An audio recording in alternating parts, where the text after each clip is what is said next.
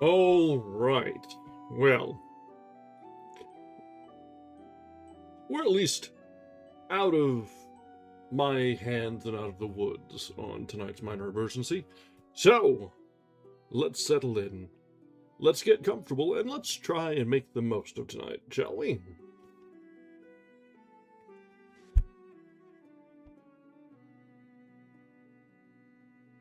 Welcome back.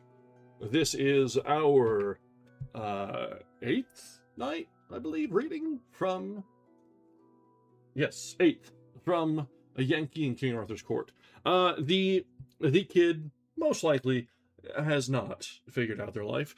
They were trying to access something on an ITAP password, which is generally frowned upon when you're in a hardened environment and require proper MFA.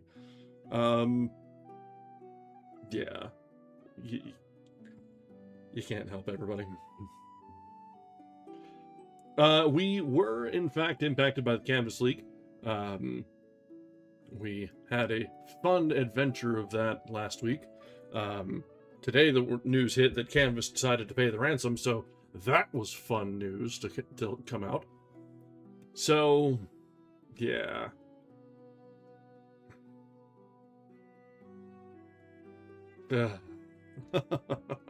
I can't say that I'm surprised, but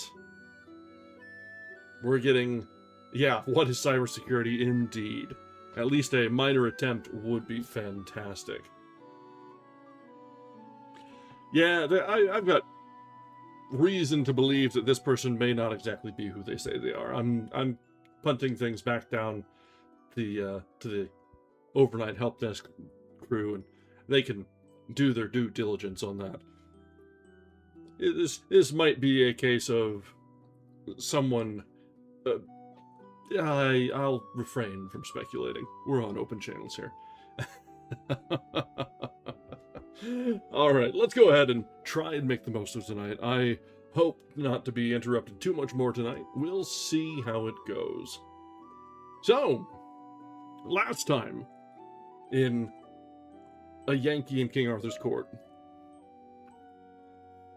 Hang on, that's Teams chiming in again. I love it when it's both of them together. Like, they're very, very energetic and very rotund in this bonus image that I got from Choto.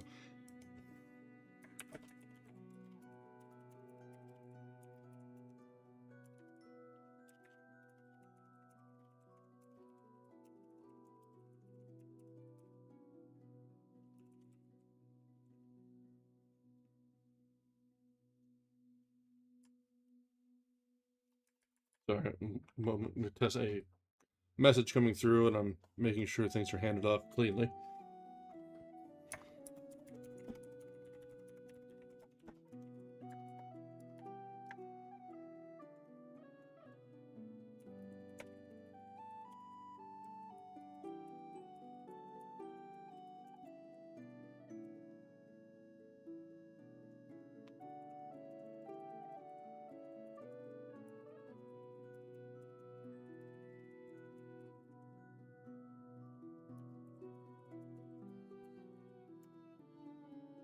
All right. Yes. So,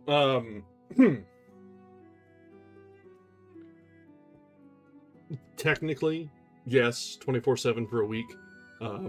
But we very rarely have things get escalated up to, I'm like essentially tier 3 or 4 on this for anything that's potentially user facing.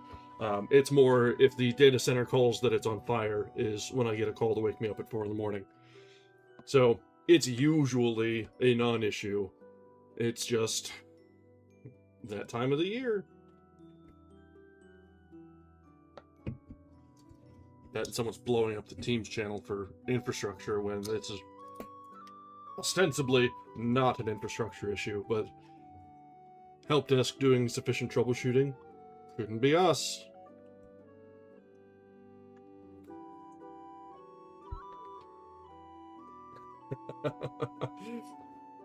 The ringtone doesn't get me so much because I don't have incoming calls terribly often, just when it's like one-on-one with the boss and such.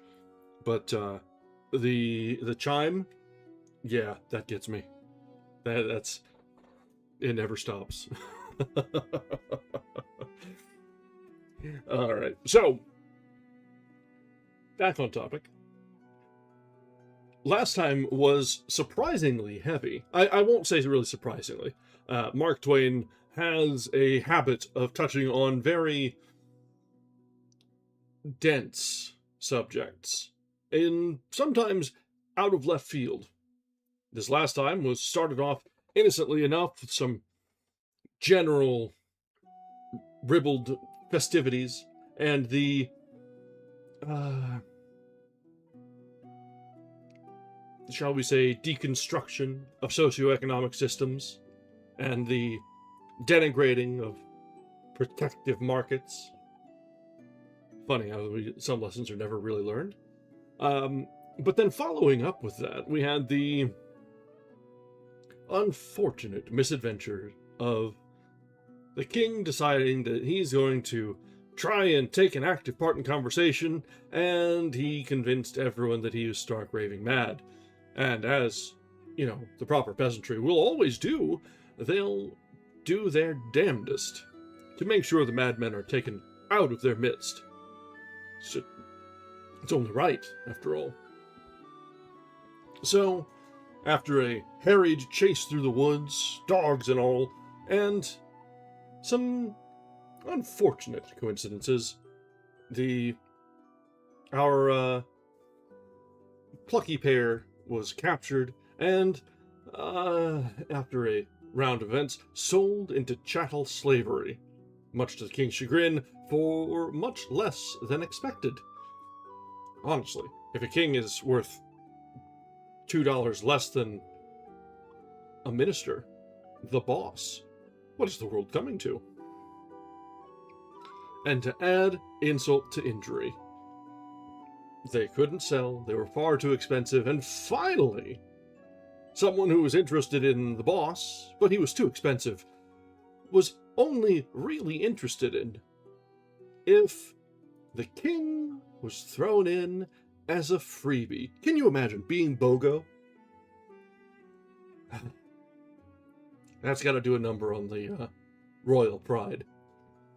Anyway, but our Yankee has escaped, but very shortly thereafter had an unfortunate run-in with, an altercation with an uninvolved individual, and the both of them were hauled off to prison, and that's where we left them off last time, where we'll resume and presumably find out whether the boss is going to be able to rescue the king from his predicament, or whether he's going to need rescuing himself from his predicament. Whether any of his connections or world-wise street smarts from several hundred years of additional civilization and progress will do him any good in finding his way out of this London jail. So, let's settle back over into our reading nook, and let's see what we have to do tonight. We are resuming from chapter 37, An Awful Predicament.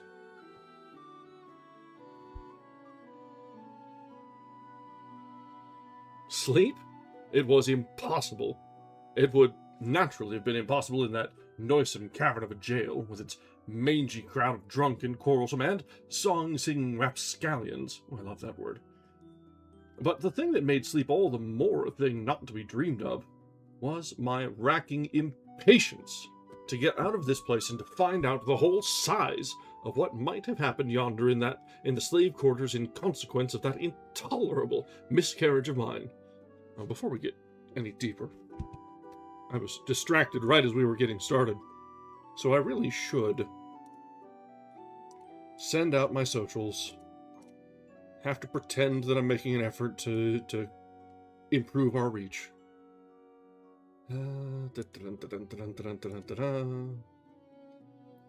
This will be just a moment. I've just got a very simple copy and paste job to do. trim off the search engine identification information, because why would I give Google any of that satisfaction? No, not me, not me. And then to that server, and over to the other account, because I now have an active account and platform for Arthur as well as my personals. Funny how that works. Here's another.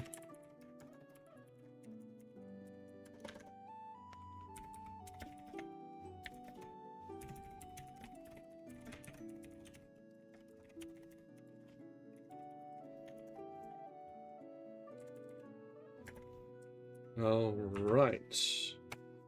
There's that. And one more self-promo Discord fun time. There we are. And I suppose I should do Bluesky as well. It's just a whole procedure. Work, what do you do to me? Always bringing this sort of stuff up and getting in the way of the things we like to do. Oh, that is always the way of it, isn't it? Always getting in the way of what we'd rather be doing. There we go. Repost and done. Alright. That's enough griping out of me. For now, anyway. I do have a bit of a brand to keep up. Griping does come naturally to the aged. It was a long night, but the morning got round at last. I made a full and frank explanation to the court. I said I was a slave, the property of the great Earl Grip, who had arrived just after dark at the Tabard Inn in the village on the other side of the water, and had stopped there overnight, by compulsion, he being taken deadly sick with a strange and sudden disorder. I had been ordered to cross to the city in all haste and bring the best physician. I was doing my best. Naturally, I was running with all my might. The night was dark. I ran against this common person here, who seized me by the throat and began to pummel me, although I told him my errand, and I implored him, for the sake of the great Earl, my master's mortal peril. The common person interrupted me and said it was a lie, and was going to explain how I rushed upon him and attacked him without a word.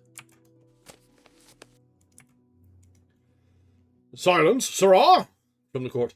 "Take him hence and give him a few stripes, whereby to teach him how to treat the servant of a nobleman, after a fashion different another time. Go!"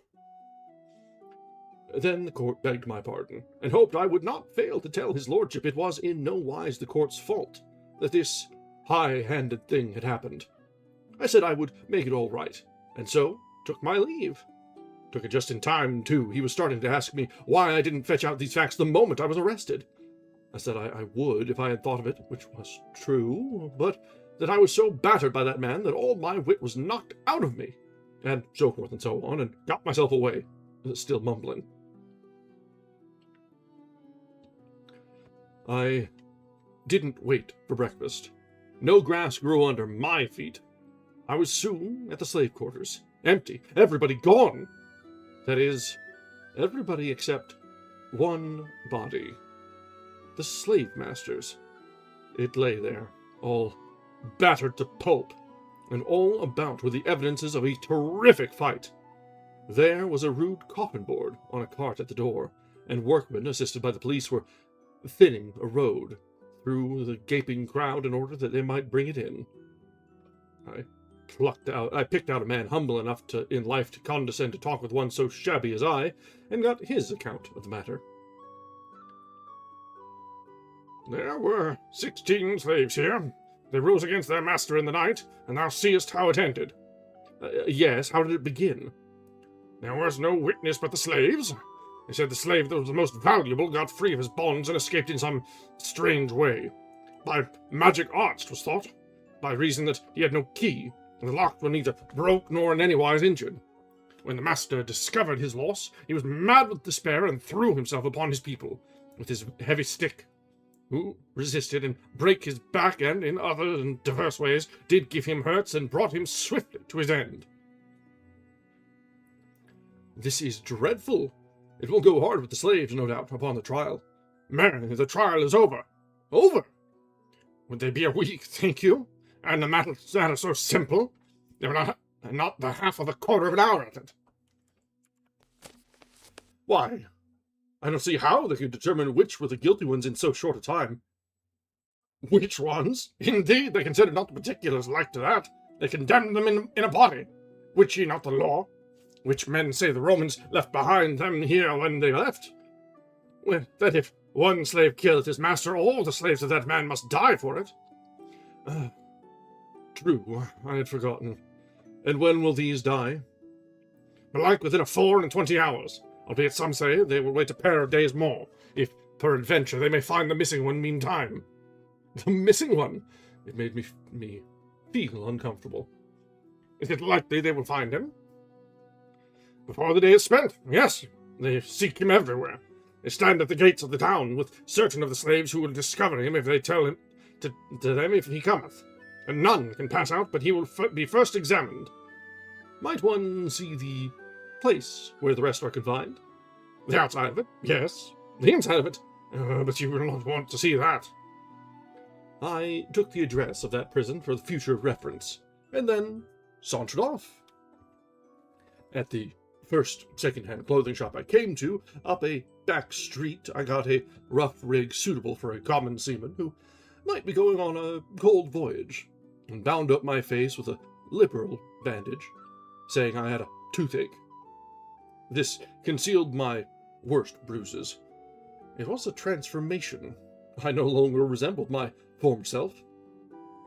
Then I struck out for that wire, found it, and followed it to its den. It was a little room over a butcher's shop, which meant that business wasn't very brisk in the telegraphic line. The young chap in charge was drowsing at his table. I locked the door and put the vast key in my bosom. This alarmed the young fellow, and he was going to make a noise, but I said, "Save your wind. If you open your mouth, you are dead. Sure. Tackle your instrument. Lively now. Call Camelot." Oh, this doth amaze me. How should such as you know aught of such matters as... Call Camelot. I am a desperate man. Call Camelot, or get away from the instrument, and I will do it myself. What? You? Yes, certainly. Stop gabbling. Call the palace. He made the call. Now then, call Clarence. Clarence? Who? Never mind Clarence who. Say you want Clarence. You'll get an answer. He did so. We waited 5 nerve-straining minutes. 10 minutes. How long did it seem? And then came a click that was as familiar to me as a human voice. For Clarence had been my own pupil. Now, my lad, vacate. They would have known my touch, maybe, and so your call was shortest. But I'm all right now. He vacated the place and cocked his ear to listen. But it didn't win. I used a cipher. I didn't waste any time in sociabilities with Clarence, but squared away for business, straight off. Thus, the king is here and in danger. We were captured and brought here as slaves. We should not be able to prove our identity, and the fact is I am not in a position to try. Send a telegram for the palace, here, which will carry conviction with it. His answer came straight back. They don't know anything about the telegraph. They haven't any experience yet. The line to London is so new. Better not venture that. They might hang you. Think up something else. Might hang us? Little he knew how closely he was crowding the facts. I couldn't think up anything for the moment. Then, an idea struck me, and I started it along. Send 500 picked knights with Lancelot at the head, in the lead, and send them on the jump. Let them enter by the southwest gate, and look out for the man with a white cloth around his right arm. The answer was prompt. They shall start in half an hour. All right, Clarence. Now, tell this lad here that I'm a friend of yours, and a deadhead, and that he must be discreet and say nothing about this visit of mine. The instrument began to talk to the youth, and I hurried away. I felt a ciphering. In half an hour it would be 9 o'clock. Knights and horses in heavy armor couldn't travel very fast. These would make the best time they could. And now that the ground was in good condition, and no snow or mud, they would probably make a 7-mile gait. They would have to change horses a couple of times. They would arrive around 6, or a little after. It would still be plenty light enough. They would see the white cloth, which I should tie around my right arm, and I would take command. We would surround that prison and have the king out in no time. It would be showy and picturesque enough, all things considered, though I would have preferred a noonday on account of the more theatrical aspect the thing would have. Now then, in order to increase the strings to my bow, I thought I would look up some of those people whom I'd formerly recognized, and make myself known. That would help us out of our scrape, without the knights. But I must proceed cautiously, for it was a risky business. I must get into sumptuous raiment, and it wouldn't do to run and jump into it. No, I must work up to it by degrees, buying suit after suit of clothes, in shops wide apart, and getting a little finer article with each change, until I should finally reach silk and velvet, and be ready for my project.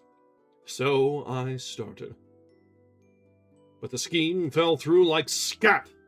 First corner I turned, I came plump upon one of our slaves, snooping around with a watchman. I coughed at the moment, and he gave me a sudden look that bit right into my marrow. I judge he thought he had heard that cough before. I turned immediately into a shop and worked along down the counter, pricing things and watching out of the corner of my eye. Those people had stopped and were talking together and looking in at the door.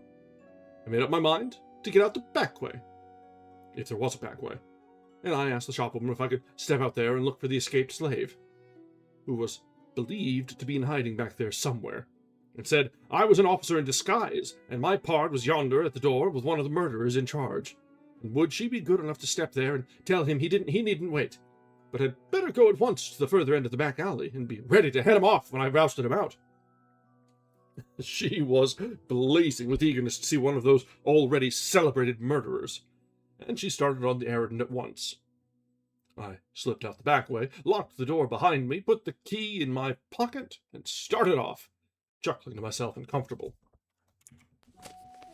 Well, I had gone and spoiled it again, made another mistake, a double one, in fact.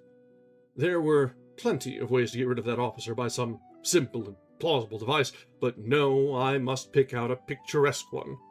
It is the crying defect of my character.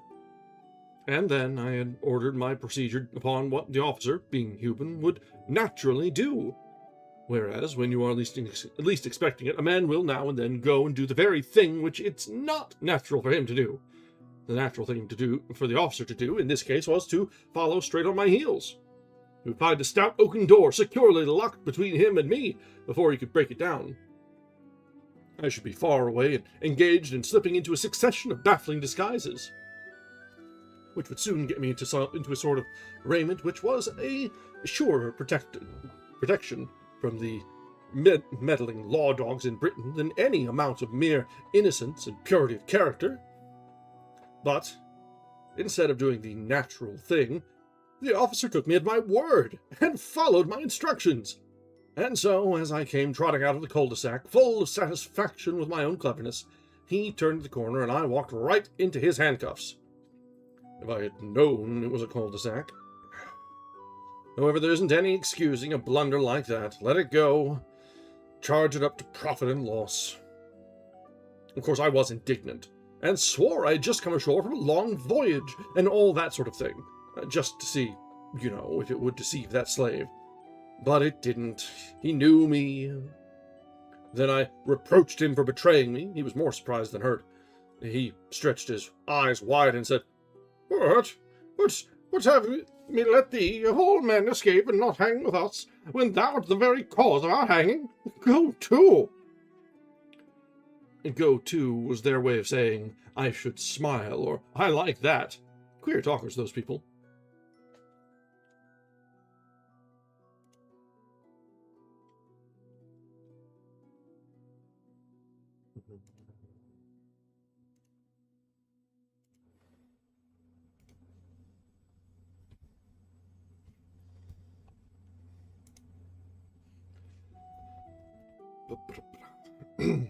Well,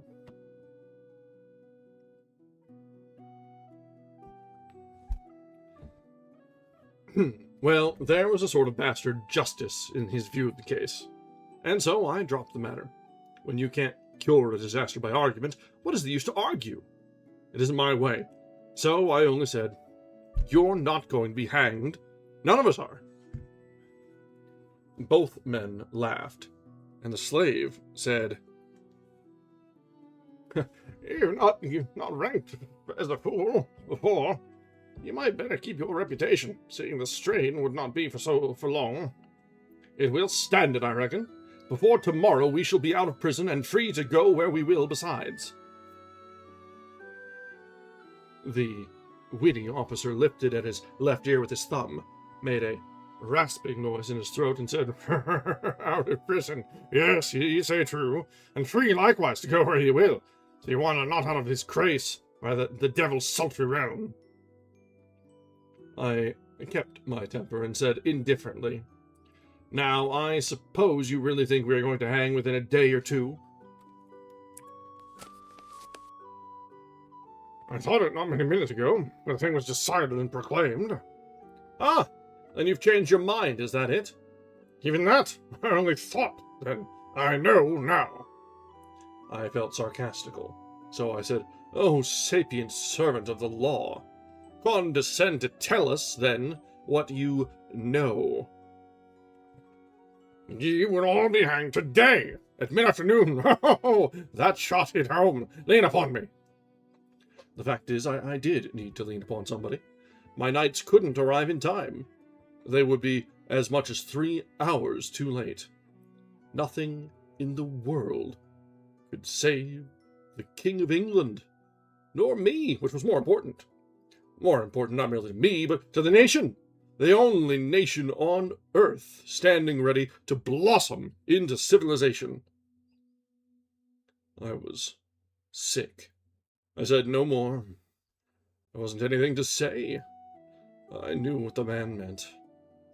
That if the missing slave was found, the postponement would be revoked, the execution take place today. Well, the missing slave was found.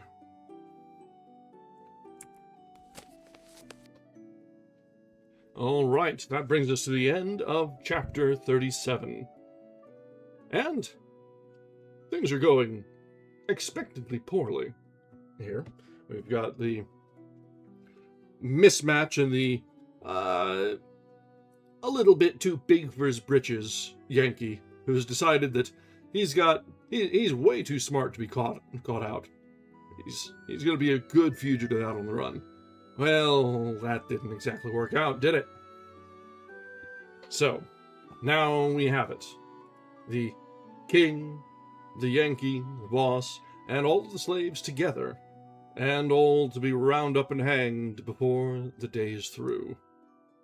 With the knights hours away. Well, we'll see how that shakes out. And, as always, this feels very reminiscent to when we were reading Le Morte d'Arthur.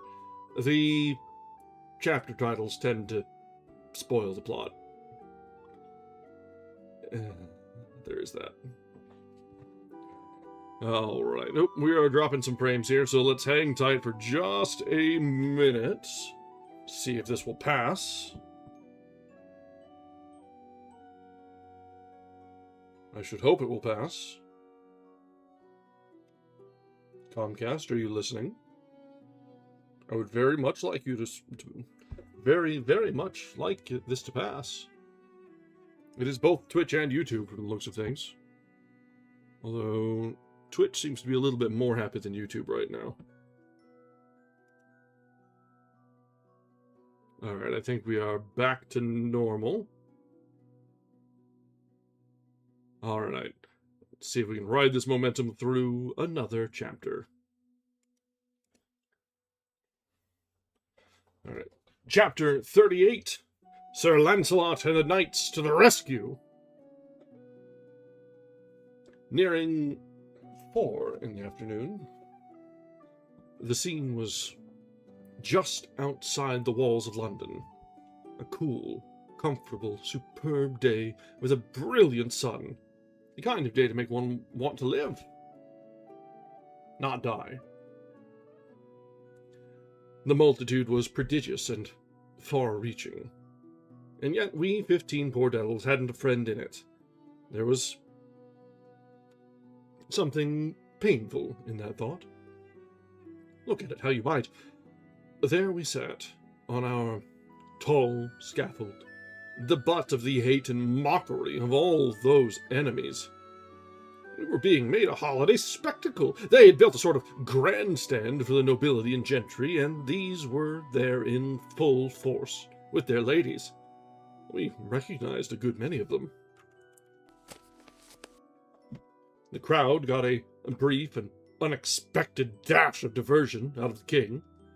The moment we were freed of our bonds, he sprang up in his fantastic rags, with face bruised out of all recognition, proclaimed himself Arthur, King of Britain, and denounced the awful penalties of treason upon every soul there present if hair of his sacred head were touched. It startled and surprised him to hear them break into a vast roar of laughter. It wounded his dignity, and he locked himself up in silence. Then, although the crowd begged him to go on, and tried to provoke him to it by catcalls, jeers, and shouts of, "Let him speak! The king! His humble subjects hunger and thirst for words of wisdom out of the mouth of their master, his serene and sacred raggedness!" Britain's getting a little jump start on the execution of heads of state here. It's a little bit early. Yankees really speeding time along. But it went for nothing. He put on all his majesty and sat under this rain of contempt and insult unmoved. He certainly was great in his way. Absently, I had taken off my white bandage and wound it around about my right arm. When the crowd noticed this, they began upon me. They said, "Doubtless this sailor man is his minister. Observe his costly badge of office." I let them go until they got tired, and then I said, "Yes, I am his minister, the boss. And tomorrow you will hear that from Camelot, which—" I got no further. They drowned me out with joyous derision. But presently there was silence, for the sheriffs of London, in their official robes, with their subordinates, began to make a stir, which indicated that business was about to begin. In the hush which followed, our crime was recited, the death warrant read, then everybody uncovered while a priest uttered a prayer. Then a slave was blindfolded. The hangman unslung his rope. There lay the smooth road below us, we upon one side of it, the banked multitude wailing its other side. A good clear road, and kept free by the police. How good it would be to see my 500 horsemen come tearing down it! But no, it was out of the possibilities. I followed its receding thread out into the distance. Not a horseman on it, nor sign of one. There was a jerk, and the slave hung dangling and hideously squirming, for his limbs were not tied. A second rope was unslung. In a moment, another slave was dangling. In a minute, a third slave was dangling in the air. How dreadful! I turned away my head a moment, and when I turned back, I missed the king! They were blindfolding him! I was paralyzed. I couldn't move. I was choking. My tongue was petrified. They finished blindfolding him and led him under the rope. I couldn't shake off that clinging impotence. But when I saw them put the noose around his neck, then everything let go in me, and I made a spring to the rescue. And as I made it, I shot one more glance abroad. By George, here they came a-tilting, 500 mailed and belted knights on bicycles. The grandest sight that ever was seen. Lord, how the plumes streamed, how the sun flamed and flashed from the endless procession of webby wheels. I waved my right arm as Lancelot swept in. He recognized my rag. I tore away noose and bandage and shouted, "On your knees, every rascal of you, and salute the king! Who fails shall sup in hell tonight!"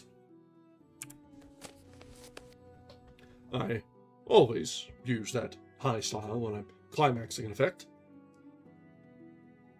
Words, phrasing, please. Well, it was noble to see Lancelot and the boys swarm up onto that scaffold and heave sheriffs and such overboard. And it was fine to see that astonished multitude go down on their knees and beg their lives of the king they had just been deriding and insulting. And as he stood apart there, receiving this homage in rags, I thought to myself, well, really, there is something peculiarly grand about the gait and bearing of a king after all. I was immensely satisfied. Take the whole situation all around, it was one of the gaudiest effects I ever instigated. And presently, up comes Clarence, his own self, and winks, and says, very moderately, "Good deal of surprise, wasn't it? I knew you'd like it. I heard the boys practicing this long time, privately, and just hungry for a chance to show off." Dagnabbit, teams.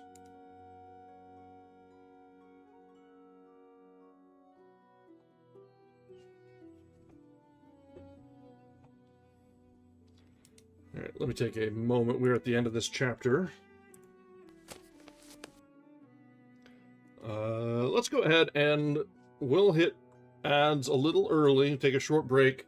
I'll spend the time doing work, sadly, and then we'll be back to take up the next chapter.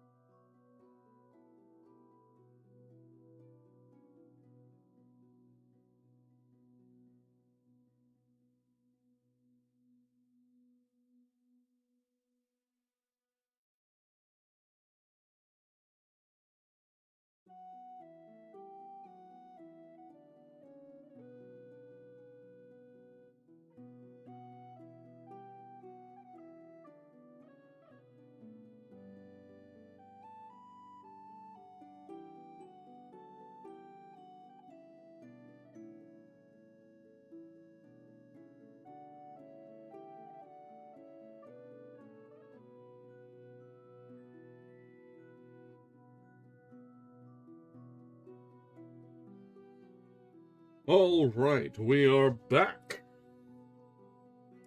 I think I've got the pugnacious caller at all hours of night sorted out, so we should be ready to continue for the rest of the night with, hopefully, minimal interruptions. I would much prefer not to have teams chiming all night long.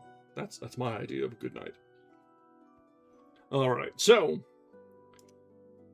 we left off with, at the very last possible moment, the knights arrived in London, made the hour's ride from Camelot, from the palace, on bicycles, because apparently they're faster than horses. Okay. Suspension of disbelief here. But they arrived just in the nick of time. Not soon enough for the several slaves who have already been hanged, but soon enough to save the king, at least, as the rope was being fitted about his neck. Perspective. You know, it's important. But imagine Lancelot and 500 knights, all on old-timey bicycles. Remember, these are the sort with the gigantic front wheel. I think we saw that, actually, at the last chapter's onset. Yeah, there we are. So, there's a few... There we go. Yeah. Lancelot on the old-timey bicycle, making his way down the road in full kit and armor. Pinions flying behind him, lance set beside him, ready to go about his knightly business in all his two-wheeled glory.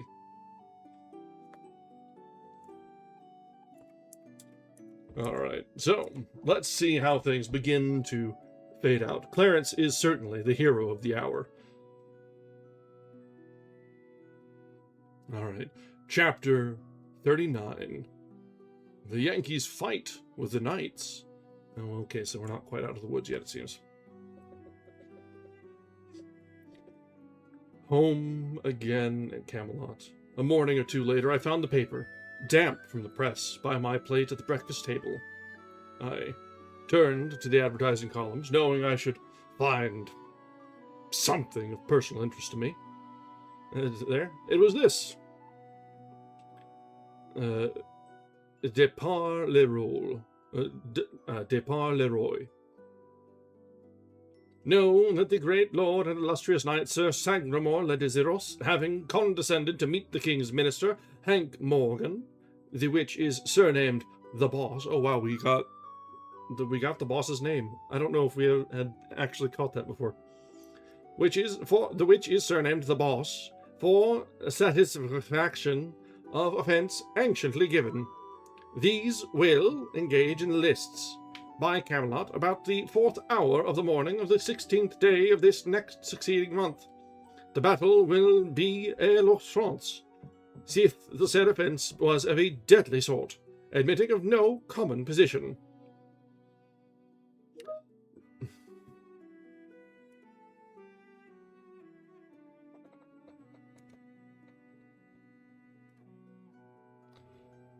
Dangnammit.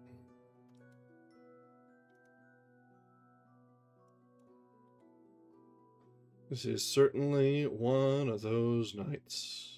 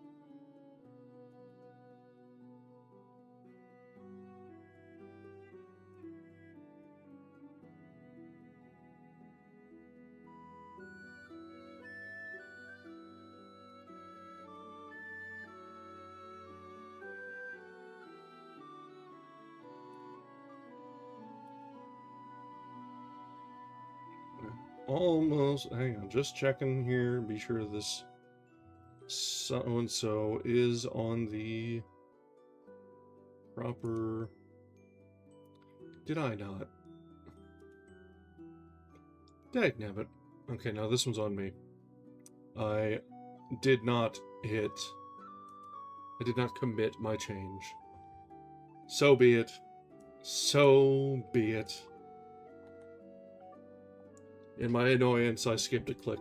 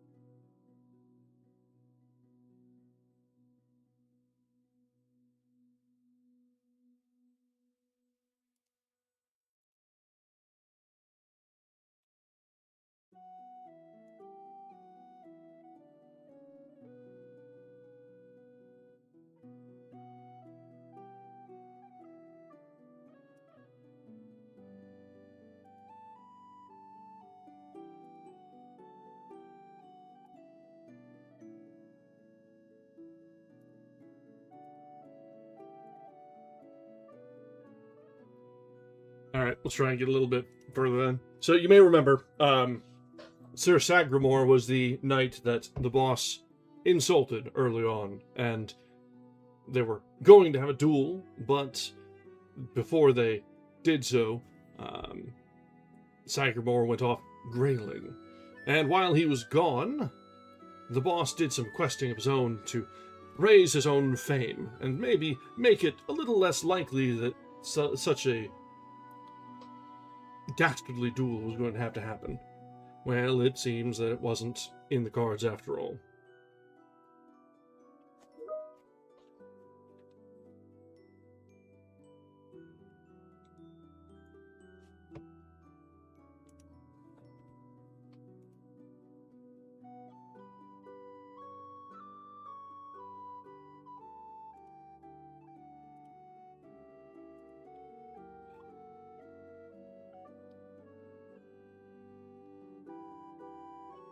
Yeah, I understand.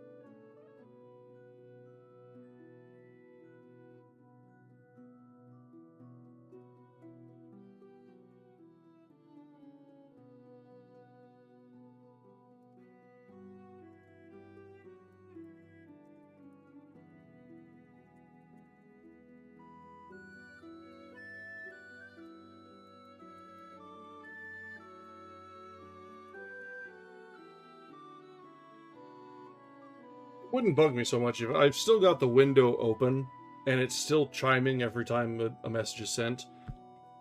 I see it. I don't need to be alerted to it every time.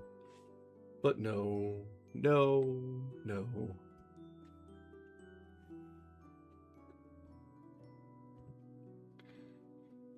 let's try and get a little ways in. Alright.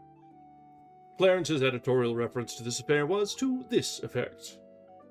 It will be observed by a glance, note the 7 there, still getting typos out of Clarence, at our advertising columns, that the community is to be favored with a treat of unusual interest in the tournament line.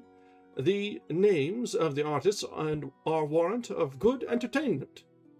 Entertainment.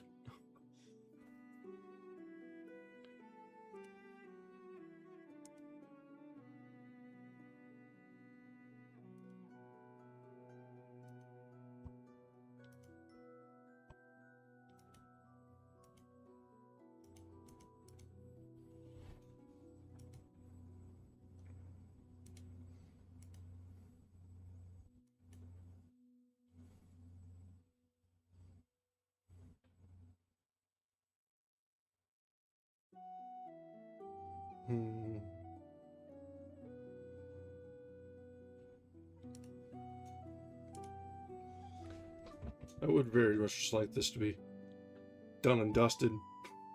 Please, just let me have this.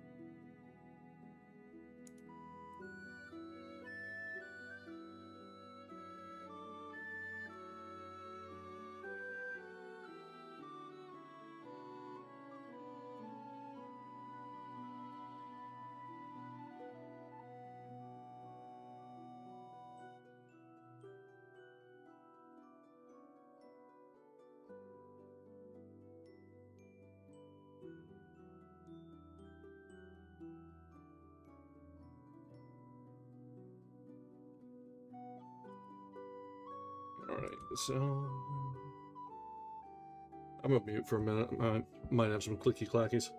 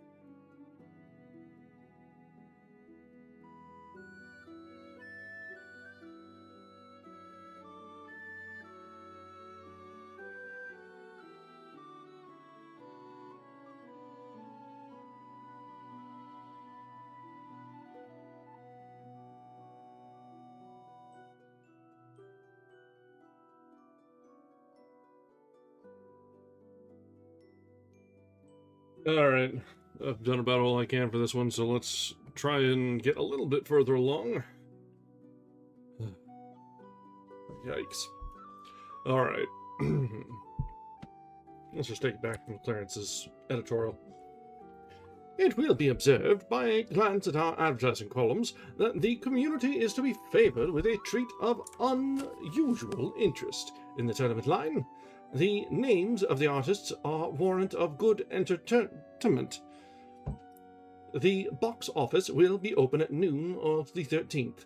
Admission, 3 cents. Reserved seats, 5. Proceeds to go to the hospital fund. The royal pair and all the court will be present. With these exceptions, and the press and the clergy, the free list is strictly suspended. Parties are hereby warned against buying tickets of speculators. They will not be good at the door. Everybody knows and likes the boss. Everybody knows and likes Sir Sag. Come, let us give the lads a good send-off. Remember, the proceeds go to a great and free charity, and one whose broad benevolence stretches out its helping hand, warm with the blood of a loving heart, to all that suffer, regardless of race, creed, condition, or color, the only charity yet established in the earth which has no politico-religious stopcock on its compassion. But, says here, flows the stream, let all come and drink. Turn out, all hands, fetch along your doughnuts and your gumdrops, and have a good time. Pies for sale on the grounds, and rocks to crack it with. Excuse me, rocks to crack the pie? Okay. And circus lemonade, 3 drops of lime juice to a barrel of water. That's lemonade? 3 drops of lime juice to a barrel of water? Okay. NB. This is the first tournament, under the new law, with allow each combatant to use any weapon he may prefer. You may want to make a note of that. Oh, that's foreshadowing if I have ever seen it. Up to the day set, there was no talk in all Britain of anything but this combat. All other topics sank into insignificance.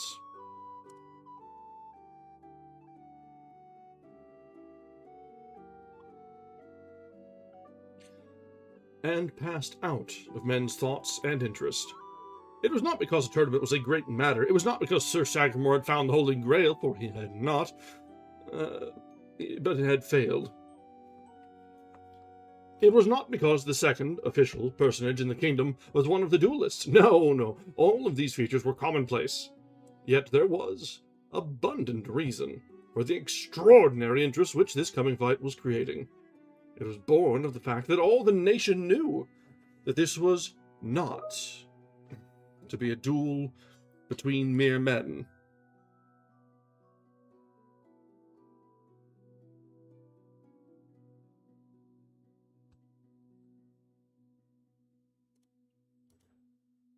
So to speak, but a duel between 2 mighty magicians, a duel not of muscle but of mind, not of human skill but of superhuman art and craft.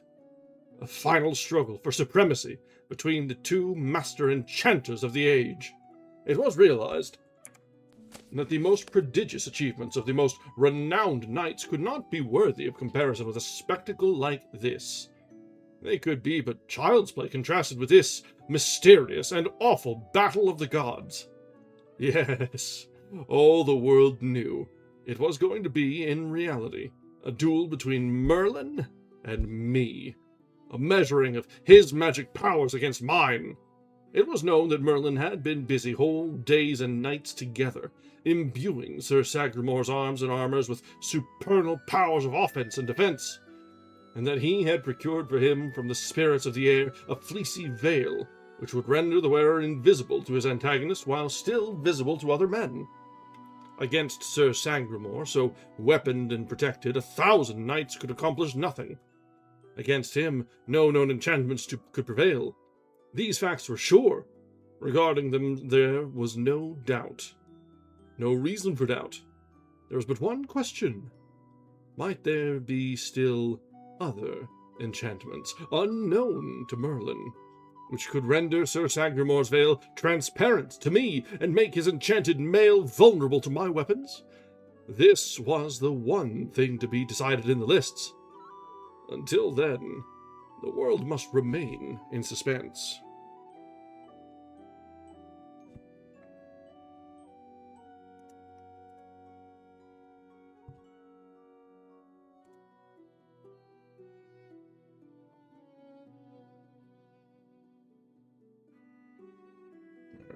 Hang on, I have another conditional access blunder.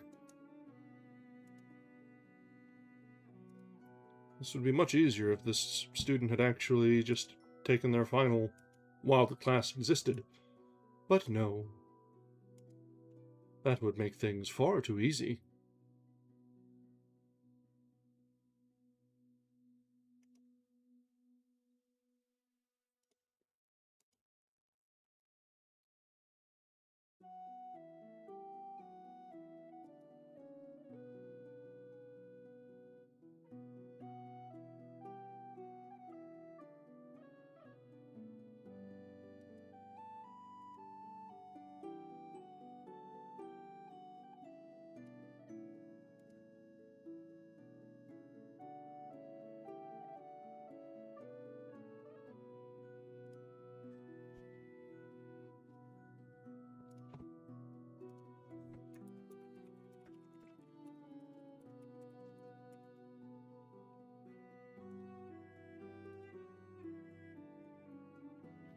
And as always, Azure Lonks lag a wee bit behind.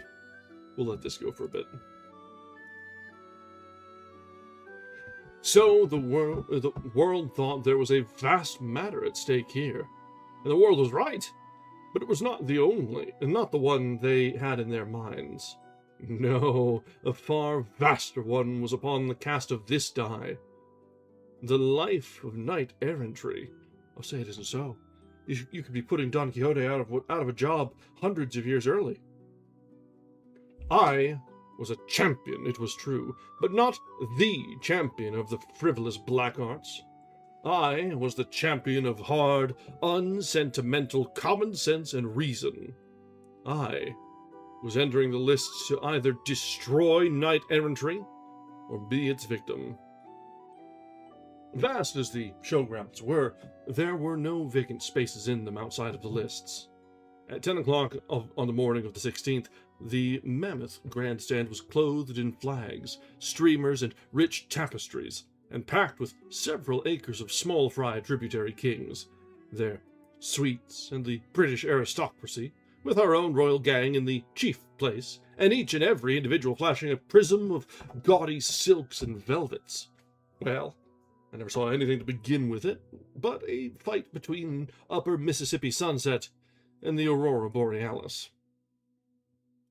The huge camp of beflagged and gay-colored tents at one end of the lists, with a stiff standing sentinel at every door, and a shining shield hanging by him for challenge, was another fine sight. You see, every knight was there who had any ambition or any caste feeling. For my feeling toward their order was not much of a secret, and so here was their chance. If I won my fight with Sir Sagremore, others would have the right to call me out as long as I might be willing to respond.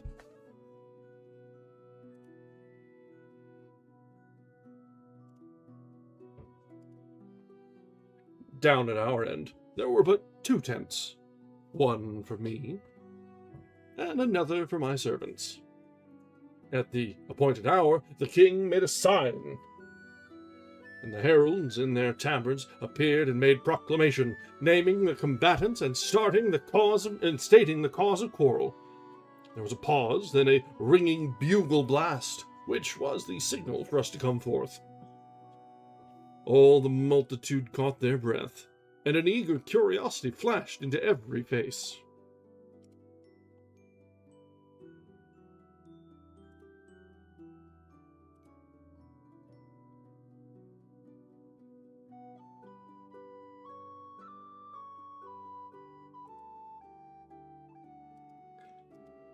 Out from his tent rode great Sir Sagremore, an imposing tower of iron, stately and rigid, his huge spear standing upright in its socket and grasped in his strong hand, his grand horse's face and breast cased in steel, his body clothed in rich trappings that almost dragged the ground. Oh, a most noble picture. A great shout went up of welcome and admiration. And then out I came. But I didn't get any shout. There was a wondering and eloquent silence for a moment. Then a great wave of laughter began to sweep along that human sea, but a warning bugle blast cut its career short. I was in the simplest and comfortablest of gymnast costumes, flesh-colored tights from neck to heel, with blue silk puffings about my loins, and bareheaded. My horse was not above medium size, but he was alert, slender-limbed, muscled with watch springs, and just a greyhound to go. He was a beauty, glossy as silk, and naked as when he was born, except for a bridle and ranger saddle. The iron tower and the gorgeous bedquilt came cumbrously but gracefully pirouetting down the lists, and we tripped lightly up to meet them. We halted. The tower saluted. I responded. Then we wheeled and rode side by side to the grandstand and faced our king and queen, to whom we made obeisance. The queen exclaimed, "Alack, Sir Boss, wilt fight naked, and without lance or sword or—" But the king checked her and made her understand, with a polite phrase or two, that this was none of her business. The bugles rang again, and we separated and rode to the ends of the lists and took position.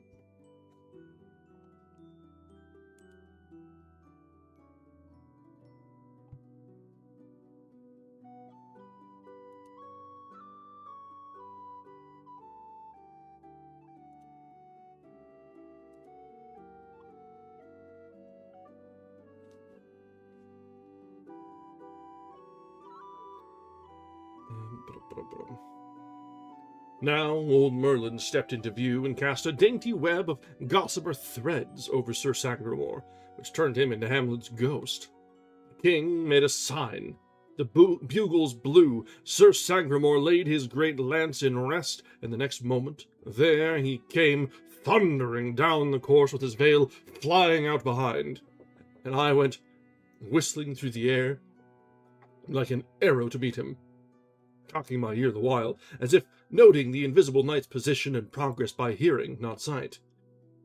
A chorus of encouraging shouts burst out for him, and one brave voice flung out a heartening word for me, said, "Go it! Go it, Slim Jim!" It was an even bet that Clarence had procured that favor for me, and furnished the language, too. When that formidable lance point was within 1.5 yards of my breast, I twitched my horse aside without an effort, and the big knight swept by, scoring a blank. I got plenty of applause for that at that time. We turned, braced up, and down we came again. Another blank for the knight, a roar of applause for me. The same thing was repeated once more, and it fetched such a whirlwind of applause that Sir Sagramore lost his temper, and at once changed his tactics and set himself the task of chasing me down. Why, he hadn't any show in the world at that. It was a game of tag, with all the advantage on my side. I whirled out of his path with the ease whenever I chose, and once I slapped him on the back as I went to the rear. Finally, I took the chase into my own hands, and after that, turn, or twist, or do what he would, he was never able to get behind me again. He found himself always in front at the end of his maneuver, so he gave up that business and retired to his end of the lists. His temper was clear gone now, and he forgot himself and flung an insult at me which disposed of mine. I slipped my lasso from the horn of my saddle, and grasped the coil in my right hand. This time you should have seen him come. It was a business trip, sure. By his gait there was blood in his eye. I was sitting my horse at ease, and swinging the great loop of my lasso in wide circles about my head. The moment he was underway, I started for him. When the space between us had narrowed to 40 feet, I sent the snaky spirals of the rope cleaving through the air, then darted aside and faced about and brought my trained animal to a halt with all his feet braced under him for a surge. The next moment, the rope sprang taut and yanked Sir Sagramore out of the saddle. Great Scott! But there was a sensation. Unquestionably, the popular thing in this world is novelty. These people had never seen anything of that cowboy business before, and it carried them clear off their feet with delight. From all around and everywhere, the shout went up, "Encore! Encore!" I wondered where they got the word, but there was no time to cipher on philological matters, because the whole knight-errantry hive was just humming now, and my prospect for trade couldn't have been better. The moment my lasso was released and Sir Sagramore had been assisted to his tent, I hauled in the slack, took my station, and began to swing my loop around my head again. I was sure to have use for it as soon as they could elect a successor for Sir Sagramore, and that couldn't take long where there were so many hungry candidates. Indeed, they elected one straight off, Sir Hervis de Reville.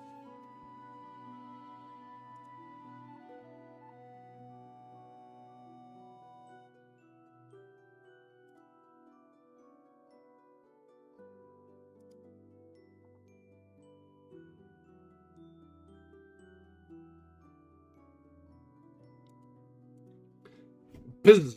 Here he came, like a house of fire. I dodged. He passed like a flash, with my horsehair coils settling around his neck. A second or so later, his saddle was empty. I got another encore, and another, and another, and still another. When I had snaked 5 men out, things began to look serious to the ironclads, and they stopped and consulted each other. As a result, they decided that it was time to waive etiquette and send their greatest and best against me. To the astonishment of that little world, I lassoed Sir Lamorac de Gallis, and after him Sir Galahad.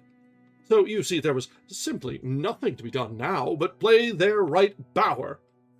Bring out the superbest of the superb, the mightiest of the mighty, the great Sir Lancelot himself. Let's take a moment to appreciate the proper use of the right bower. I love me a euchre reference. I love me a euchre reference. Mark Twain, I see you. I see you. A proud moment for me? I should think so. Yonder was Arthur, King of Britain. Yonder was Guinevere. Yes, and whole tribes of little provincial kings and kinglets. And in the tented camp yonder, renowned knights from many lands, and likewise the selectest body known to chivalry, the Knights of the Table Round, the most illustrious in Christendom. The biggest fact of all, the very sun of their shining system was yonder, couching his lance, the focal point of 40,000 adoring eyes, and all by myself. Here was I, laying for him. Across my mind flitted the dear image of a certain hello girl of West Hartford, and I wished she could see me now. In that moment, down came the Invincible. With the rush of a whirlwind, the courtly world rose to its feet and bent forward. The fateful coils went circling through the air, and before you could wink, I was towing Sir Lancelot across the field on his back, kissing my hand to the storm of waving kerchiefs and the thunder crash of applause that greeted me. Said I to myself, as I coiled my lariat and hung it on my saddle horn, and sat there drunk with glory, the victory is perfect. No other will venture against me. Knight-errantry is dead. Now, imagine my astonishment, and everybody else's, to hear the peculiar bugle call which announces that another competitor is about to enter the lists. There was a mystery here. I couldn't account for this thing. Next, I noticed Merlin gliding away from me. And then I noticed that my lasso was gone. The old sleight-of-hand expert had stolen it, sure, and slipped it under his robe. The bugle blew again. I looked, and down came Sagramore, riding again, with his dust brushed off and his veil nicely rearranged. I trotted up to meet him and pretended to find him by the sound of his horse's hoofs. He said, "Thou art quick of ear, but it will not save thee from this." He touched the hilt of his greatsword. "And ye are not able to see it, because of the influence of the veil. Know that it is no cumbrous lance, but a sword, and I ween ye will not be able to avoid it." His visor was up. There was death in his smile. I should never be able to dodge his sword, that was plain. Somebody was going to die this time. If he got the drop on me, I could name the corpse. We rode forward together, and saluted the royalties. This time, the king was disturbed. He said, "Where is thy strange weapon?" "It is stolen, sire." "Hast another at hand?" "No, sire. I brought only the one." Then Merlin mixed in. "He brought but the one, because there was but the one to bring. There exists none other but that one. It belongeth to the king of the demons of the sea. This man is a pretender, and ignorant, else he had known that that weapon can be used only in but 8 bouts only, and then it vanisheth away to its home under the sea." "Then is he weaponless," said the king. "Sir Sagramore, will ye grant him leave to borrow?" "And I will lend," said Sir Launcelot, limping up. "He is as brave a knight of his hands as any that be on live, and he shall have mine." He put his hand on his sword to draw it, but Sir Sagramore said, "Stay, it may not be. He shall fight with his own weapons. It was his privilege to choose them and bring them. If he has erred, on his head be it." "Knight," said the king, "thou art overwrought with passion. It disorders thy mind. Wouldst kill a naked man?" "And he do it. He shall answer it to me," said Sir Launcelot. "I will answer to any that he desireth," retorted Sir Sagramore hotly. Merlin broke in, rubbing his hands and smiling his low, downest smile of malicious gratification. "'Tis well said, right well said, and 'tis enough of parleying. Let my lord the king deliver the battle signal." The king had to yield. The bugle made proclamation, and we turned apart and rode to our stations. There we stood, 100 yards apart, facing each other, rigid and motionless, like horsed statues. And so we remained in a soundless hush.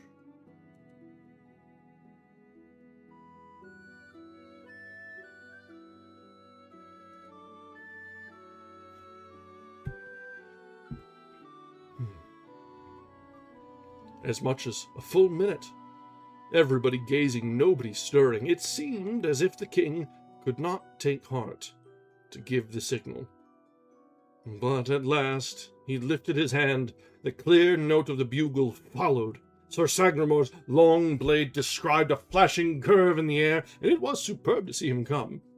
I sat still. On he came. I did not move. People got so excited that they shouted to me, "Fly, fly, save thyself, this is murder!" Murder. I never budged so much as an inch, till that thundering apparition got within 15 paces of me. Then I snatched a dragoon revolver out of my holster. There was a flash and a roar, and the revolver was back in the holster before anybody could tell what had happened. Here was a riderless horse plunging by, and yonder lay Sir Sagramore, stone dead. The people that ran to him were stricken dumb to find that the life was actually gone out of the man, and no reason for it visible, no hurt upon his body, nothing like a wound. There was a hole through the breast of his chainmail, but they attached no importance to a little thing like that, and as a bullet wound there produces but little blood, none came in sight because of the clothing and swaddlings under the armor. The body was dragged over to let the king and the swells look down upon it. They were stupefied with astonishment, naturally. I was requested to come and explain the miracle, but I remained in my tracks like a statue, and said, "If it is a command, I will come. But my lord the king knows that I am where the laws of combat require me to remain, while any desire to come against me." I waited. Nobody challenged. Then I said, "If there are any who doubt that this field is well and fairly won, I do not wait for them to challenge me. I challenge them." "It is a gallant offer," said the king, "and well beseems you. Whom will you name first?" "I name none. I challenge all. Here I stand, and dare this chivalry of England to come against me, not by individuals, but in mass." "What?" shouted a score of knights. "You have heard the challenge. Take it, or I proclaim you recreant knights and vanquished, every one." It was a bluff, you know. At such time it is sound judgment to put on a bold face and play your hand for 100 times what it is worth. 49 times out of 50, nobody dares to call, and you rake in the chips. But just this once, well, things looked squally. In just no time, 500 knights were scrambling into their saddles, and before you could wink, a widely scattered drove were under way and clattering down upon me. I snatched both revolvers from the holsters and began to measure distances and calculate chances. Bang! One saddle empty. Bang! Another one. Bang! Bang! I bagged two. Well, it was nip and tuck with us, and I knew it. If I spent the 11th shot without convincing these people, the 12th man would kill me, sure. And so I never did feel so happy as I did when my 9th downed its man, and I detected the wavering in the crowd, which is premonitory of panic. An instant loss now could knock out my last chance. But I didn't lose it. I raised both revolvers and pointed them. The halted host stood their ground just about one good square moment. Then broke and fled. The day was mine. Knight-errantry was a doomed institution. The march of civilization was begun. How did I feel? You can never imagine it. And Brer Merlin? His stock was flat again. Somehow, every time, the magic of Folderol tried conclusions with the magic of science, the magic of Folderol got left.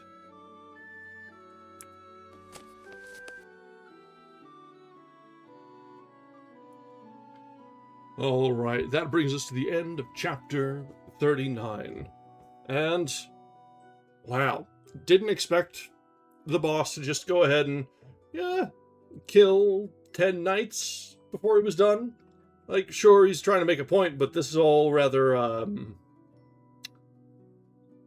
heavy-handed, shall we say.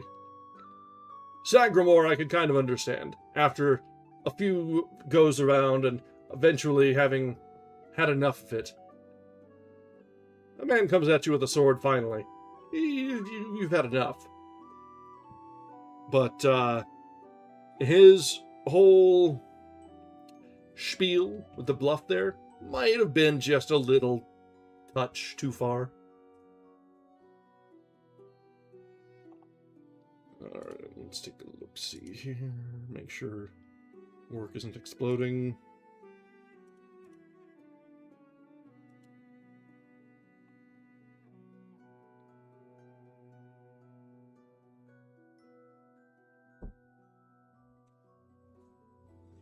Come on, refresh. Please do a refresh. I would like to see the logs.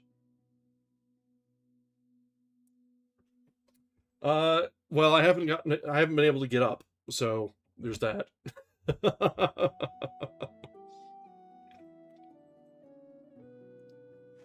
I'm still not even halfway through this can.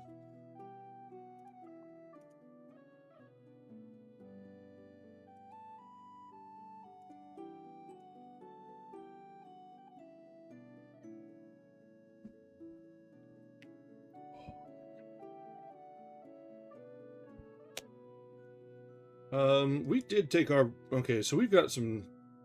Our next ad isn't for 15 minutes. Okay, we didn't go that much earlier than I thought we did. Very nice, very nice, very nice.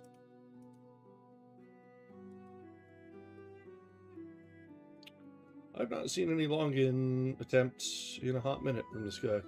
So, either it's not working and he's not trying, or the logs are lagging, which doesn't surprise me either. Azure is not the snappiest of log presenters. Yeah. Alright. Let's try and get through at least one more chapter tonight and see what we've got ahead of us. Yes, I am preaching to the crowd here. Azure not snappy. Alright. Chapter 40. 3 years later. When I broke the back of knight-errantry that time, I no longer felt obliged to work in secret. So, the very next day, I exposed my hidden schools, my mines, and my vast system of clandestine factories and workshops to an astonished world. That is to say, I exposed the 19th century to the inspection of the 6th. Well, it is always a good plan to follow up an advantage promptly. The knights were temporarily down, but if I would keep them so, I must simply paralyze them. Nothing short of that would answer. You see, I was bluffing that last time in the field. It would be natural for them to work around to that conclusion if I gave them a chance. So I must not give them time. And I didn't. I renewed my challenge, engraved it on brass, posted it up where any priest could read it to them, and also kept it standing in the advertising columns of the paper. I not only renewed it, but added to its proportions. I said, name the day I would take 50 assistants and stand up against the massed chivalry of the whole earth and destroy it. I was not bluffing this time. I meant what I said. I could do what I promised. There wasn't any way to misunderstand the language of that challenge. Even the dullest of the chivalry perceived that this was a plain case of put up or shut up. They were wise and did the latter. In all the next 3 years, they gave me no trouble worth mentioning. Consider the 3 years sped.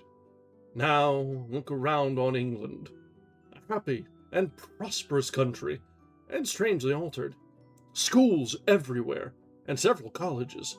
A number of pretty good newspapers. Even authorship was taking a start. Sir Dinnerton, the humorist, was first in the field, with a volume of grey-headed jokes which I had been familiar with during 13 centuries.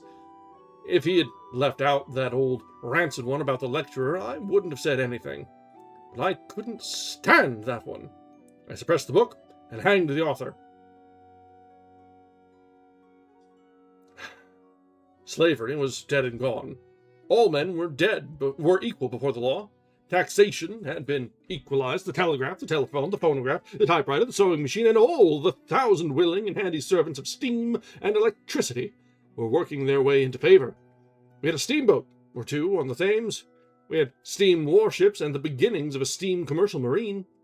I was getting ready to send out an expedition to discover America. We were building several lines of railway, and our line from Camelot to London was already finished and in operation. I was shrewd enough to make all offices connected with the passenger service places of high and distinguished honor. My idea was to attract the chivalry and nobility, and make them useful, and keep them out of mischief. The plan worked very well. The competition for the places was hot. The conductor of the 433 Express was a duke. There wasn't a passenger conductor on the line below the degree of earl. They were good men, every one, but they had two defects which I couldn't cure, and so had to wink at. They wouldn't lay aside their armor, and they would knock down fare. Rob the company. There was hardly a knight in all the land who wasn't in some useful employment. They were going from end to end of the country in all manner of useful missionary capacities. Their penchant for wandering and their experience in it made them altogether the most effective spreaders of civilization we had.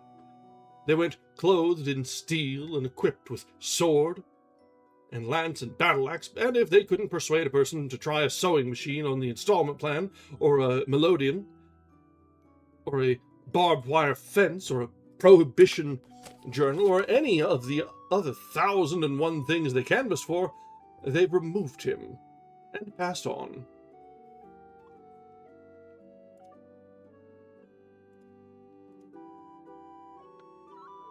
I was very happy. Things were working steadily toward a secretly longed-for point. You see, I had two schemes in my head which were the vastest of all my projects. The one was to overthrow the Catholic Church and set up the Protestant faith on its ruins, not as an established church, but as a go-as-you-please one.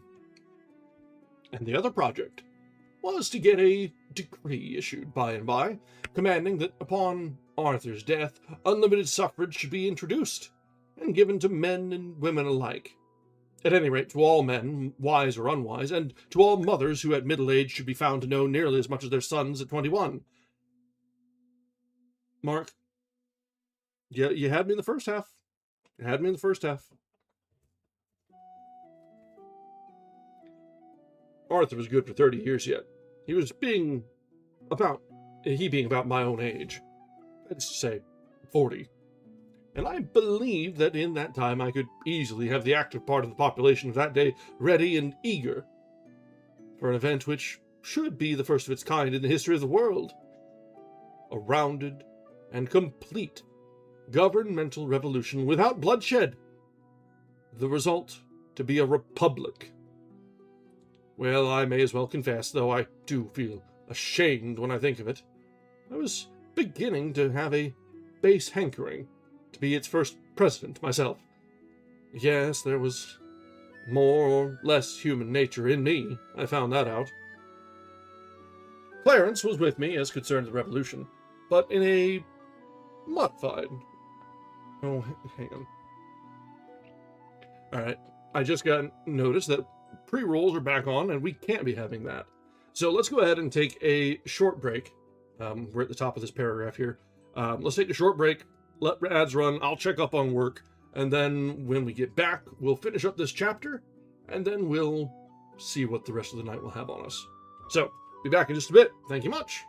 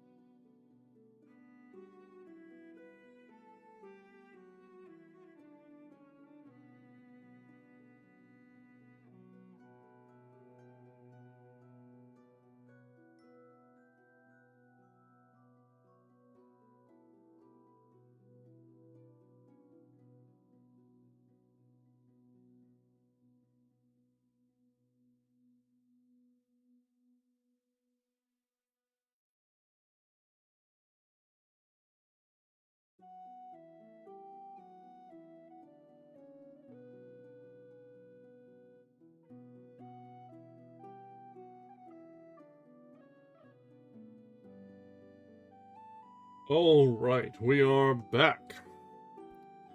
All right, so we've got just about 5 pages yet to go on this one. It's been quiet on the work front for a little bit, so let's go ahead and finish this chapter, and we'll probably wrap up as soon as we get to that point.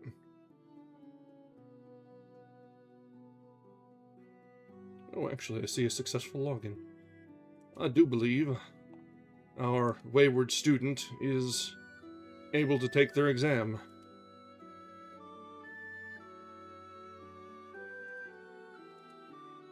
God be with him. Alright, let's go ahead and update my drink while we're buffering and losing frames. It's a good time to make that minor adjustment.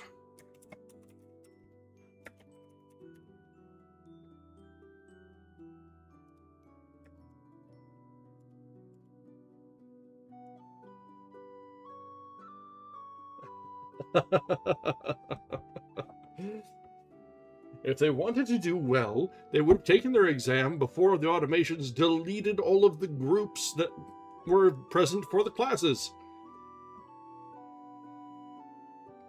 Grades were due already. I'm sure their instructor is none too happy about this either.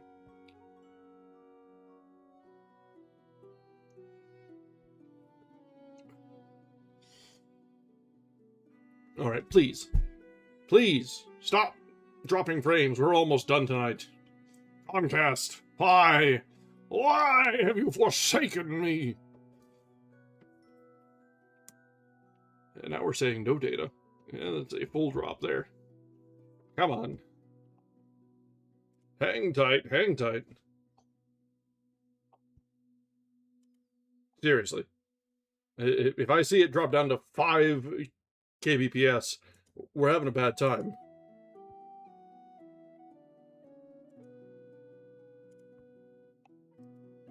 Am I going to have to start a rolling ping again?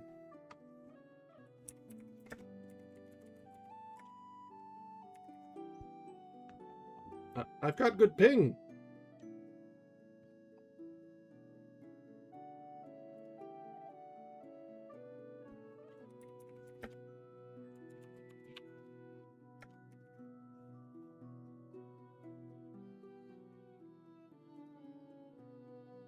Oh, well, I said I had good ping, but now I'm getting absolutely nothing. Oh, no, okay.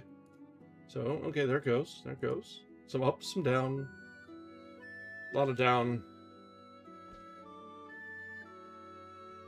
Comcast, please. What are you doing? What are you doing?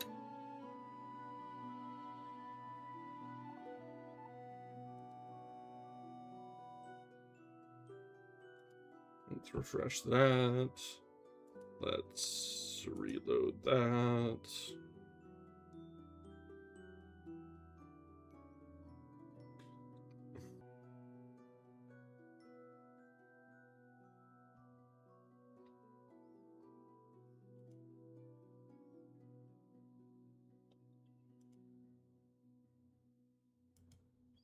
All right.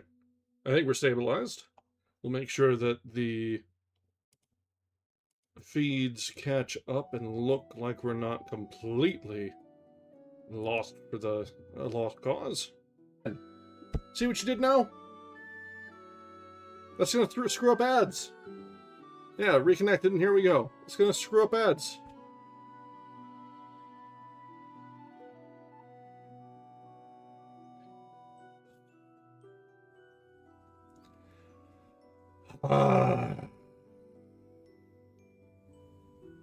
The biggest of sighs.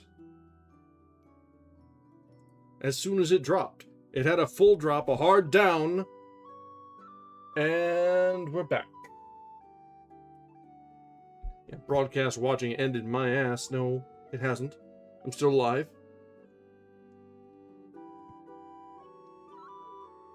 Yes, yes. The greatest of sighs the world has ever seen.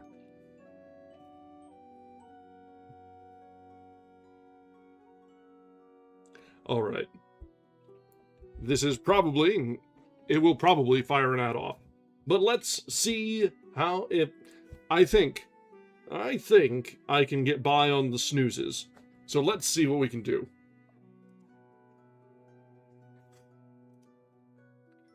Clarence was with me as concerned the revolution, but in a modified way. His idea was a republic.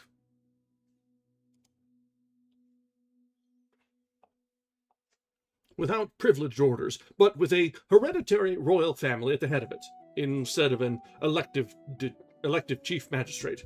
He believed that no nation had ever known the joy of worshipping, or that had ever known the joy of worshipping a royal family could ever be robbed of it, and not fade away and die of melancholy. I urged that kings were dangerous. He said, then have cats. He was sure that a royal family of cats would answer every purpose. They would be as useful as any other royal family. They would know as much. They would have the same virtues and the same treacheries, the same disposition to get up shindies with other royal cats. They would be laughably vain and absurd and never know it. They would be wholly inexpensive. Finally, they would have as sound a divine right as any other royal house, and Tom the 8th, or Tom the 9th, or Tom the 14th, by the grace of God King, would sound as well as it would then applied to the ordinary royal tomcat with tights on. And as a rule, said he, in his neat modern English, the character of these cats would be considerably above the character of the average king, and this would be an immense moral advantage to the nation, for the reason that a nation always models its morals after its monarchs. The worship of royalty being founded in unreason, these graceful and harmless cats would easily become as sacred as any other royalties, and indeed more so, because it would presently be noticed that they hanged nobody, beheaded nobody, imprisoned nobody, inflicted no cruelties or injustices of any sort, and so must be worthy of a deeper love and reverence than the customary human king, and would certainly get it. The eyes of the whole harried world would soon be fixed upon this humane and gentle system, and royal butchers would presently begin to disappear. Their subjects would fill the vacancies with catlings from our own royal house. We should become a factory. We should supply the thrones of the world. Within 40 years, all Europe would be governed by cats, and we should furnish the cats. The reign of universal peace would begin then, to end no more forever. Ow! Okay. I know this was meant to be absurdist, but you know, Clarence, my man, you might be onto something.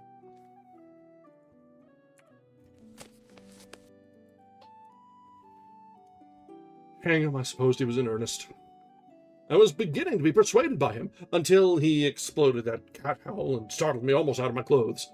But he never could be in earnest. He didn't know what it was.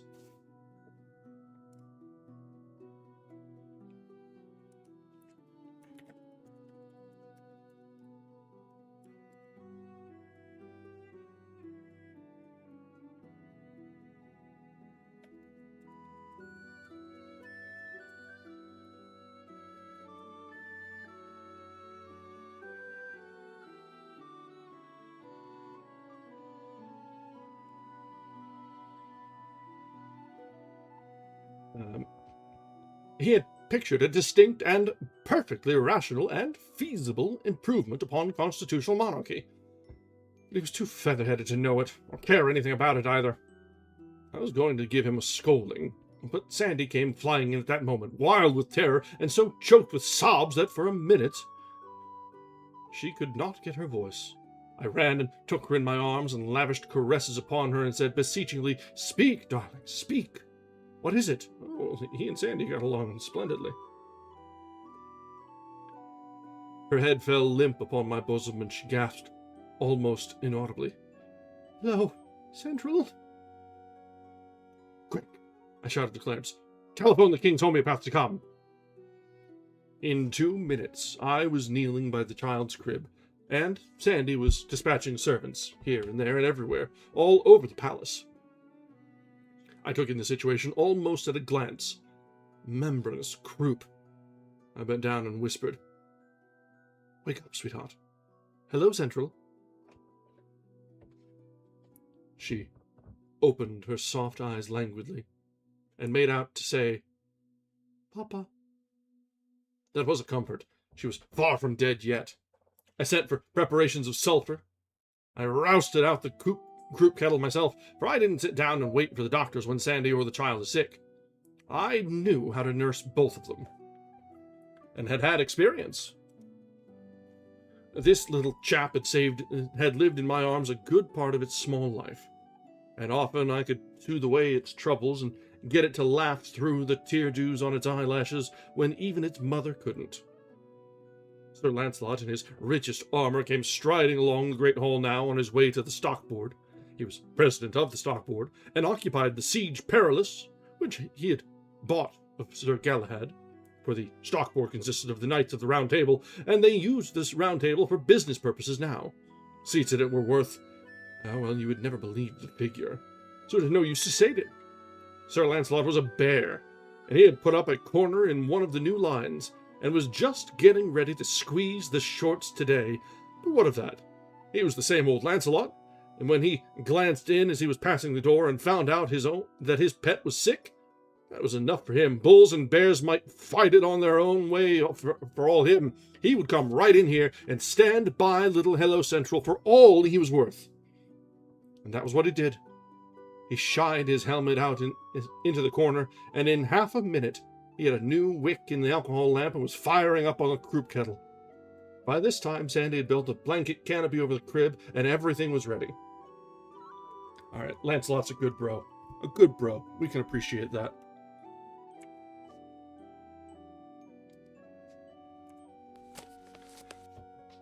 Sir Lancelot got up steam. He and I loaded up the kettle with unslaked lime and carbolic acid with a touch of lactic acid added thereto, then filled the thing up with water and inserted the steam spout under the canopy. I had to refresh a couple of my pages. It's obnoxious, honestly, in the extreme.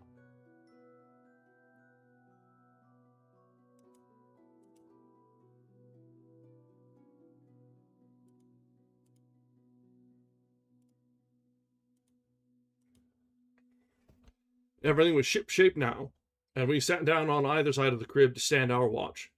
Sandy was so grateful and so comforted that she charged a couple of churchwardens with willow bark and sumac tobacco for us, and told us to smoke as much as we pleased. It couldn't get under the canopy, and she was used to smoke, being the first lady in the land who had ever seen a cloud blown. Well, there couldn't be a more contented or comfortable sight than Sir Lancelot in his noble armor sitting in gracious serenity at the end of a yard of snowy churchwarden. He was a beautiful man, a lovely man, and he was just intended to make a wife and children happy. But of course, Guinevere, however, it's no use to cry over what's done and can't be helped. Well, he stood watch and watch with me, right straight through for 3 days and nights till the child was out of danger. Then he took her up in his great arms and kissed her with his plumes falling about her golden head, and then laid her softly in Sandy's lap again, and took his stately way down the vast hall between the ranks of admiring men-at-arms and menials, and so disappeared. And no instinct warned me that I should never look upon him again in this world. Lord, what a world of heartbreak it is. The doctor said we must take the child away, if we would coax her back to health and strength again, and she must have sea air. So we took a man of war and a suite of 260 persons, and went cruising about. And after a fortnight of this, we stepped ashore on the French coast, and the doctors thought it would be a good idea to make something of a stay there. The little king of that region offered us his hospitalities, and we were glad to accept. If he had had as many conveniences as he lacked, we should have been plenty comfortable enough. Even as it was, we made out very well in his queer old castle by the help of comforts and luxuries from the ship. At the end of a month, I sent the vessel home for fresh supplies and for news. We expected her back in 3 or 4 days. She would bring me, along with the other news, the result of a certain experiment which I had been starting. It was a project of mine to replace the tournament with something which might furnish an escape for the extra steam of the chivalry. Keep those bucks entertained and out of mischief, and at the same time preserve the best thing in them, which was their hardy spirit of emulation. I had had a choice band of them in private training for some time, and the date now was arriving for their first public effort. This experiment was baseball. In order to give the thing vogue from the start and place it out of the reach of criticism, I chose my nines by rank, not capacity. There wasn't a knight in either team who wasn't a sceptered sovereign. As for material of this sort, there was a glut of it.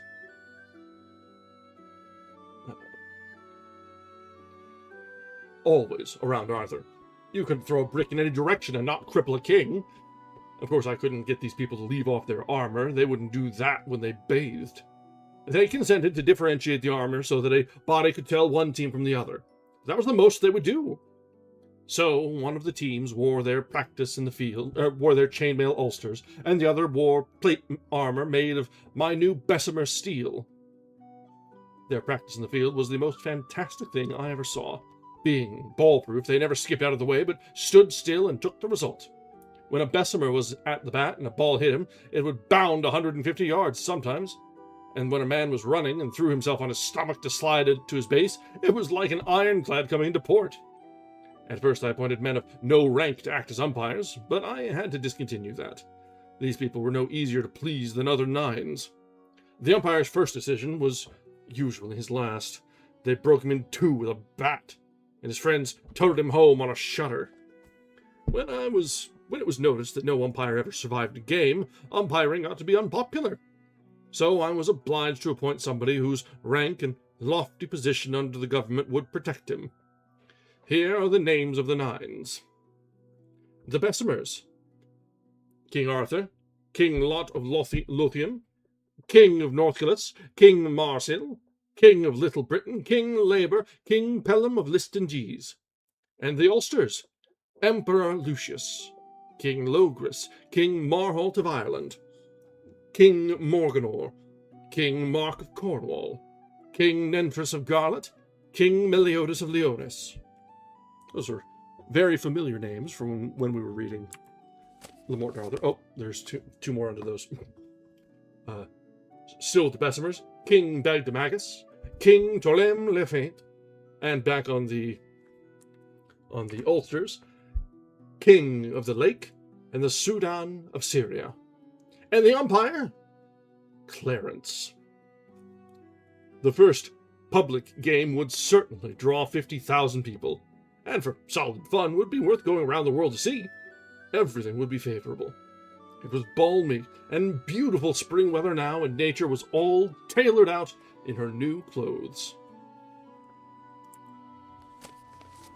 Alright guys, that brings us to the end of chapter 40. Let's go ahead and set a bookmark here.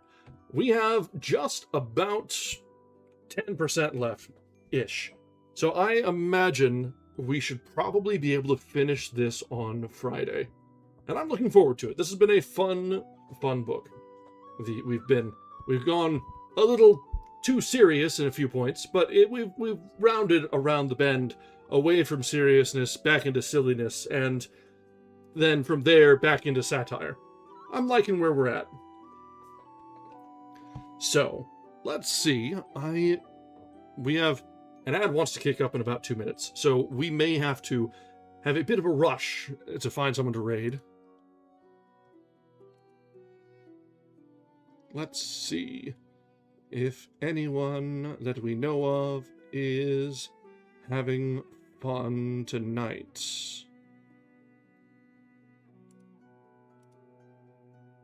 Let's see, reading and writing, as always, is our first look. Somebody's reading some. Let's see. Honey Toasty's reading tonight. We haven't been to her in a while.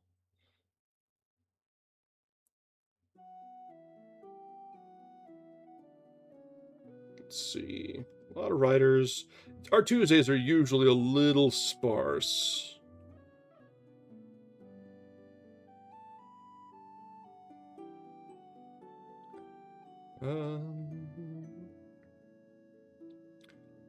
Let's go ahead and try. We'll see if she'll let us go in. I know we've had some problems rating her. I think she prefers larger groups, but we'll see. Nope, not able to rate her. Either she's got it turned off for something, or I don't know.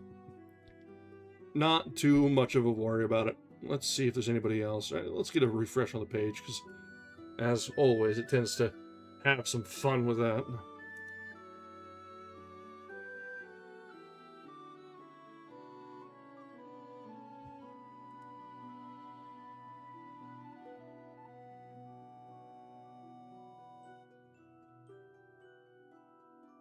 Let's see. All right, our ads are about to kick off. While they're running through, I'll continue looking for a raid target, and we should be able to get something going. I should hope, anyway.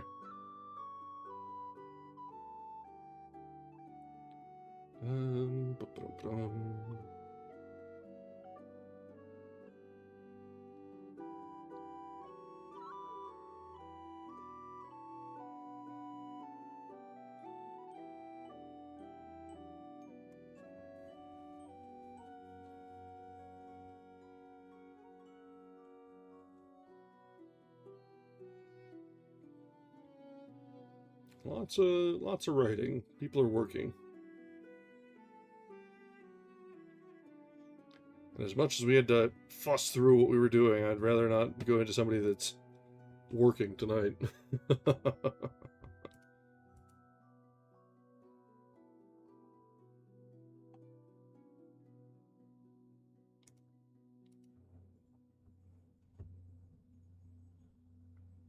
This guy's reading Aragon, which is fine.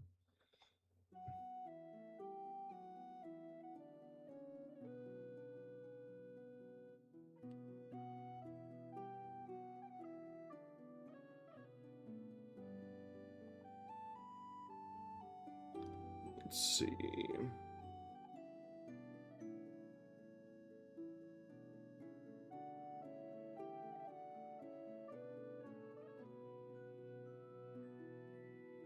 Somebody's reading Dungeon Crawler Carl's new one. They've been going for a while now. Not really a whole lot of reading going on tonight.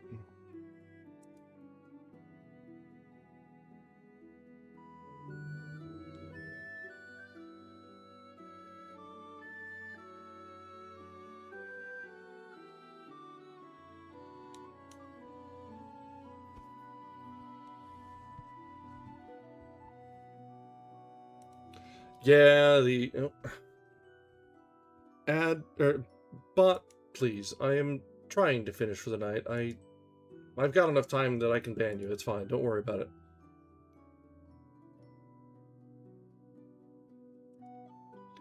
Alright, let's take a look at we'll ignore the same category and just go similar size and just see if we can find somebody small to bounce into. Well, we're hitting similar. We're just readers and writers while we do it here too.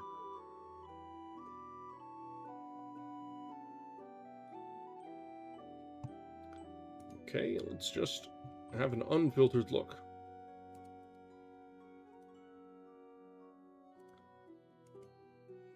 About to give up on this, but we'll see. We'll see.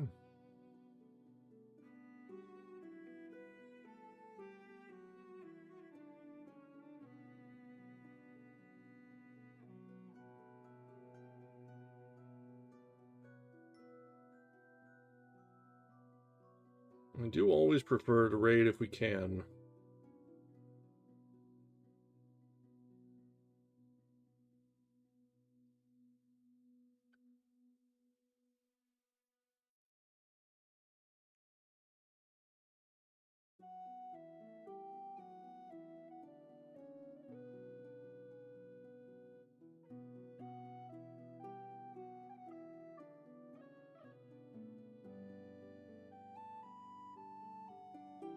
Alright, I think I'm going to have to throw in the towel on this one. It does not look like it's going to be a good Tuesday for the raids. It is what it is. We sometimes just miss out on them. So, let's go ahead and wrap up here for tonight. It was an interesting sort of night. Sorry for all the fuss and bother of trying to get some work done as we were going through, but we made some progress in the book tonight. And I think, with what we have left, we should be able to finish up on Friday. So, let's look forward to that. Until then, thank you very much for joining us, and I hope you have a wonderful evening. We'll be back on Friday to continue and hopefully complete A Yankee in King Arthur's Court by Mark Twain. Bye now.